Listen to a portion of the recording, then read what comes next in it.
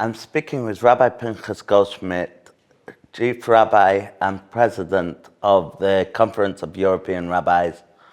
Rabbi Goldschmidt, we see a lot of anti-Semitism in Europe today. Tell me a bit about the anti-Semitism that we see.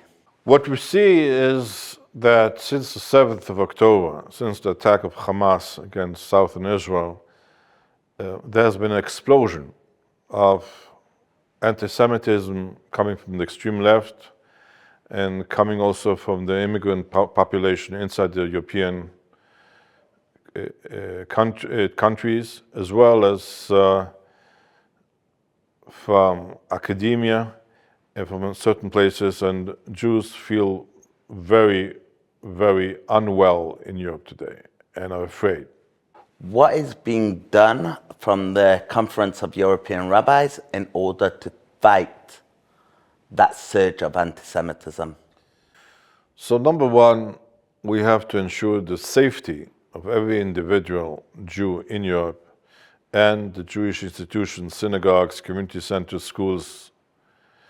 And 1 year, or even more than 1 year after October 7th, I can say that European governments have provided security, and with all the onslaught of political anti-Semitism and anti-Semitism in the streets and demonstrations, there were almost very few successful physical attacks against Jews, against Jewish communal institutions. There were quite a few terrorist groups, especially in Germany, which tried to organize themselves for a terror attack against Jewish objects, but thanks to God, the police and the security officials were able to stop it on time before it happened. You escaped Russia because of your opposition of the Russia-Ukraine conflict. How do you liken the Russian-Ukrainian conflict to the Israeli-Gaza conflict? A very interesting question. I'll give you one example of the vast difference between both conflicts. There are also a lot of common denominators. One of the differences is that in the Russian and Ukrainian conflict, the Russians tell the press every day how many Ukrainians they killed, and the Ukrainians tell the press every day how many Russians they killed. But the Ukrainians never say how many Ukrainians were killed, and the Russians never say how many Russians were killed. In the Hamas-Israel conflict, Hamas always says how many Palestinians were killed, and the Israelis say how many Israelis were killed. But the Israelis will never say how many Palestinians were killed, and the Palestinians will never say how many Israelis were killed. Why? Because in the Russian-Ukrainian conflict, every side tried to show that we are the strongest. We are the strongest, and we're killing the other side. In the Hamas-Israel conflict, it is something they're trying to say, we are the victims. You know, Hamas, they left Gaza on Simchat Torah on the 7th of October and killed over 1,200 people, but still, you know, they're only talking about their own population which is getting killed. And this is basically the narrative, is that we are the victims. And it's exactly the battle of the narratives between Israel and Hamas. What Israel is saying is we are the victims, we were attacked, this was an unprovoked attack, and we want the hostages back, and we want, as long as the hostages are not back, we are going to look for them, and we are going to kill the people of Hamas who have our hostages. So this is the difference. The common denominator is that in both instances, it is a totalitarian ideology attacking a country which is based on democracy.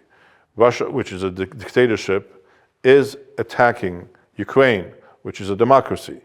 And also Hamas, which is a proxy for Iran. Iran has many proxies around Israel. Hezbollah, the Houthis, Hamas, are attacking the only democracy in the Middle East, Israel. Since October the 7th, Putin has invited several times leadership from Hamas. He hasn't invited leadership from Israel. Do you call Putin an anti-Semite? He, in the past, did not use anti-Semitism as public policy, but Vladimir Putin of the year 2000, Vladimir Putin of the year 2023 and 24 are different people. And Russia today in its policies supports Iran.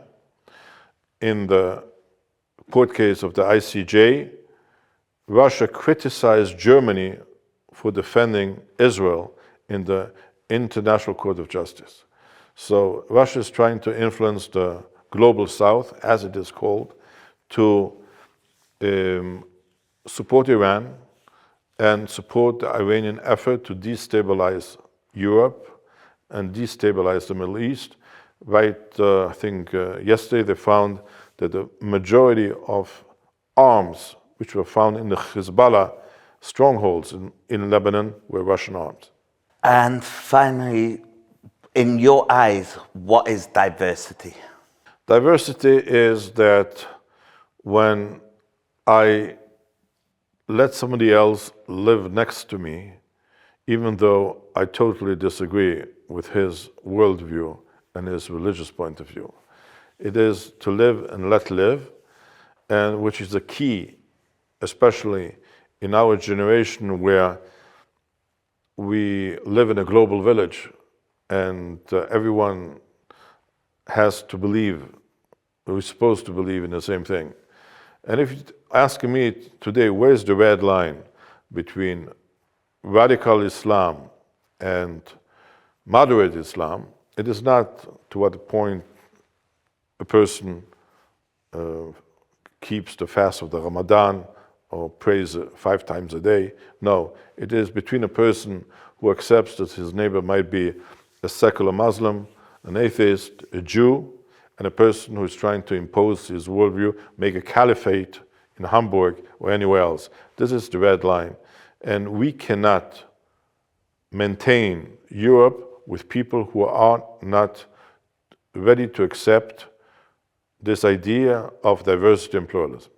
So follow-up question to that, when you say live and let live, do you think that anti-Semitism a lot comes from not knowledge? And if so, what is needed to do in knowledge about Jewish people? I think that many of the demonstrations here were organized.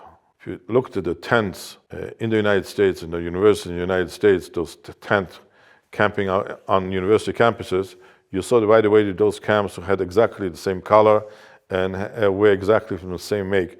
These were organized demonstrations. Somebody paid for it. There were forces in the world, and I come back to Iran and Russia, who were interested to increase the turbulence of our political systems and our societies. And the reason is very simple, is the more turbulence there is, the more the citizens of Europe are going to vote either for the extreme right or extreme left, and going to destabilize Europe, and will going to minimize the opposition to the Russian invasion of Ukraine and to the Iranian destabilizing the Middle East. So this is a concentrated effort. It's not random, and it's not a grassroots organization.